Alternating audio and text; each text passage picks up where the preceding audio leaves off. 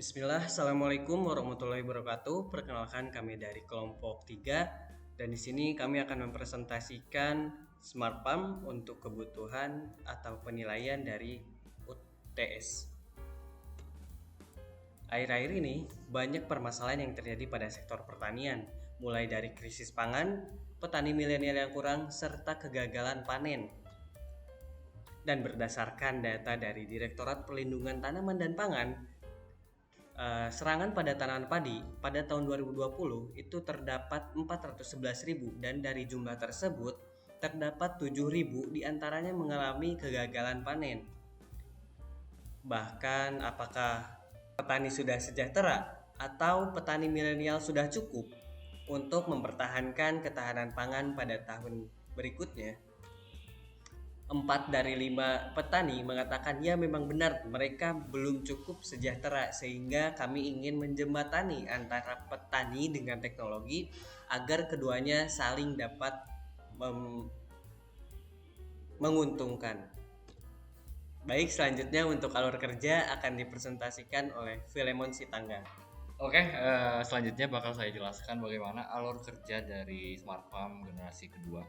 Di mana ini kan kita memiliki ada sekitar 3 subdominan dari perangkat yang akan bekerja di all-in-one program untuk Smart Farm. Yang pertama itu kita punya tower yang nanti itu ditanamkan di di lapangan untuk mengakses dan mengambil data. Kemudian kita punya bridge atau jembatan antara lapangan serta data yang nanti bakal dibuka langsung ketika kita mengaksesnya secara web ataupun dari aplikasi gadget kita tersendiri. Di sini kemudian untuk perancangan arsitektur itu kita bisa lihat di sini tuh kita melihat dari tadi tower yang ada dibuat itu ada sensor yang mengambil data mereka, kemudian kita pakai gateway, ada LoRa client sebagai penjembatan dari sensor yang kita tanam di lapangan. Kemudian kita akan masuk ke LoRa gateway yang akan mengambil data per satu alat LoRa gitu. Jadi ini konsepnya itu nanti AI-nya berjalan di pendeteksian perangkat di lapangannya juga, serta nanti dia itu untuk menyusun dan mengambil data secara cluster.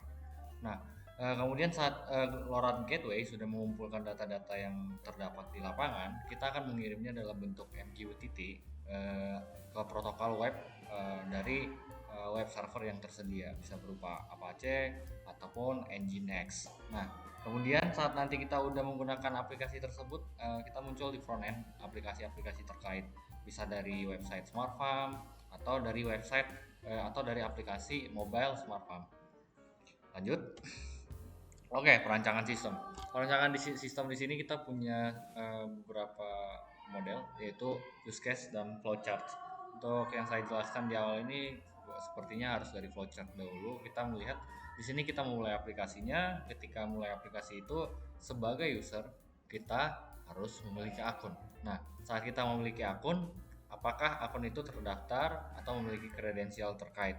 Ketika kita tidak memiliki akun, kita akan diarahkan untuk membuat akun, nanti akunnya disimpan kembali masuk ke akun. Nah, akun tersebut akan dideteksi berdasarkan kredensial yang digunakan. Nah, dan itu bisa kredensialnya digunakan untuk mengatur akses fitur. Akses fiturnya itu bisa yaitu fitur alat kah, atau dia akan mengakses machine learning kah, dan kemudian bisa menggunakan API yang dia gunakan di aplikasi terkait. Nah, saat kita sudah menggunakan fitur tadi kan ada perpecahan antara fitur alat atau fitur machine learning yang disediakan. Nah, saat itu udah terbuka semua, ya kita sudah berada di inti dari flowchart dari sistem ini. Nah, use case-nya di sini kita mulai dari dua tipe user, yaitu user X sebagai API user dan user A sebagai operator. Sementara sebenarnya ada satu user lagi yaitu user penancap si tower of knowledge atau yang tadi alat yang kita tanamkan di tengah lapangan tadi, tapi dia tidak masuk ke sistem karena sifatnya pasif. Nah, di sini kita mulai dari si user X sebagai API user, dia itu akan mengambil data berupa data API yang akan digunakan untuk aplikasi terkait yang dia butuhkan. Misal di pengguna ini tuh ingin menggunakan API dari sensor panas gitu untuk digunakan ya datanya untuk diolah lah.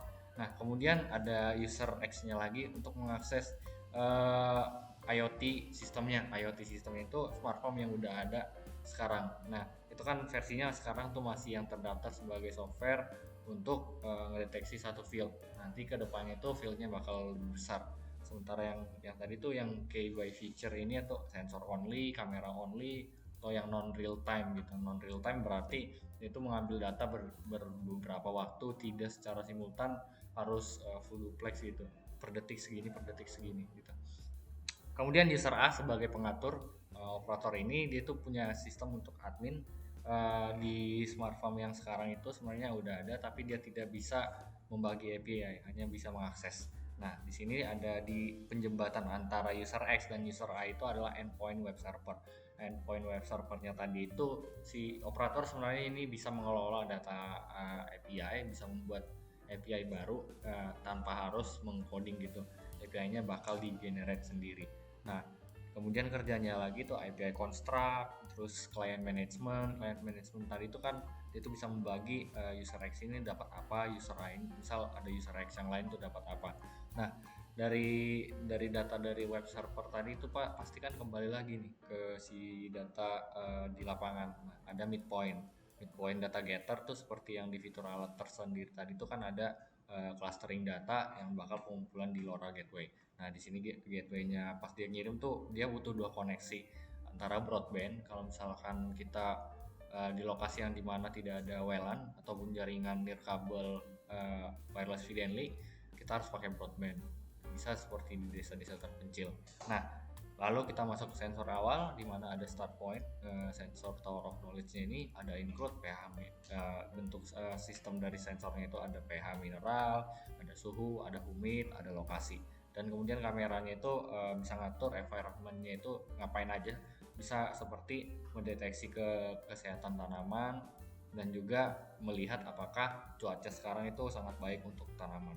Oke, selanjutnya mockup akan dijelaskan oleh saudara Ninis.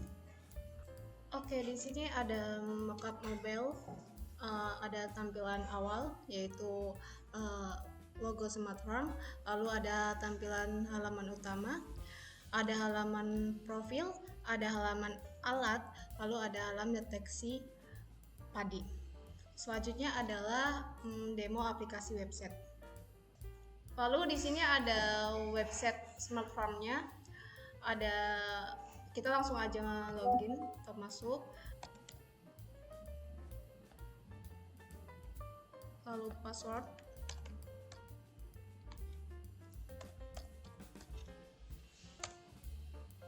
Nah, di sini ada halaman dashboard.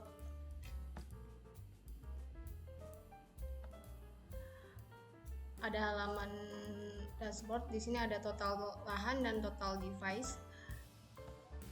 Kita langsung aja ke lahan. Nah, di sini ada halaman lahan. Ada beberapa deskripsi dari lahan tersebut.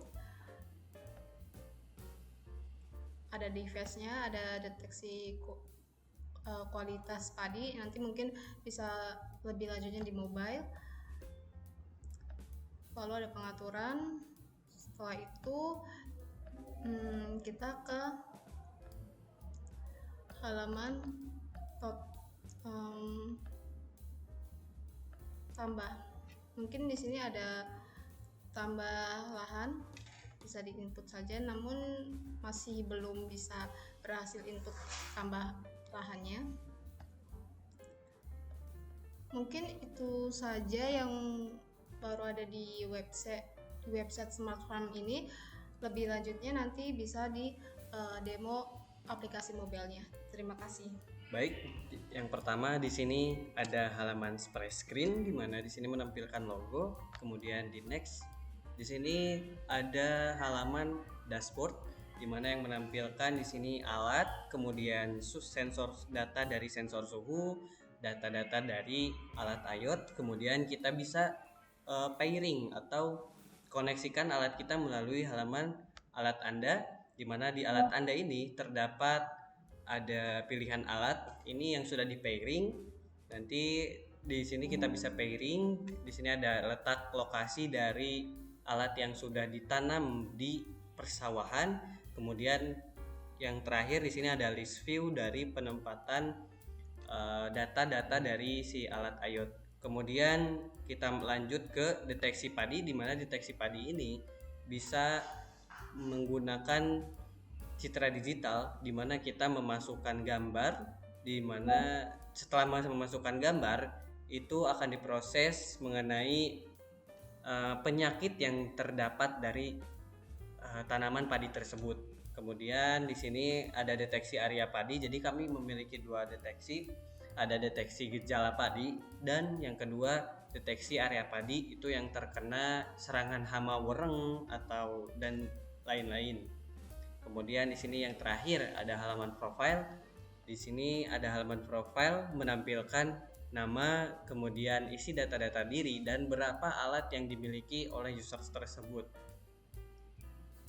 Kemudian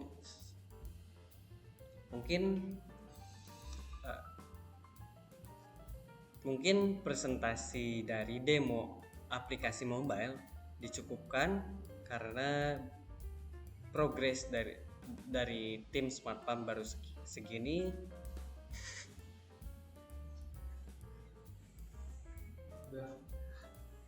Belum. Pusing ya guys, pusing.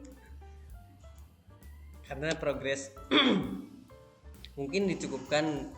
Mungkin sekian demo aplikasi mobile dari tim Smart Farm. Sekian dan terima kasih. Hai.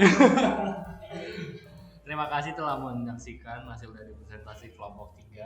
Saya selaku ketua tim undur diri dari hadapan layar Anda. Sampai ketemu dari kami di UAS nanti. Bye. Baik, di sini ada framework si kancil di mana pembagian tugas yang sudah di breakdown oleh tim Smart Farm. Ada Filmon Stangga, saya sendiri Zikri Faza, kemudian Zulfa Hoeronisa, dan untuk framework si kancil sendiri kami taruh link deskripsinya di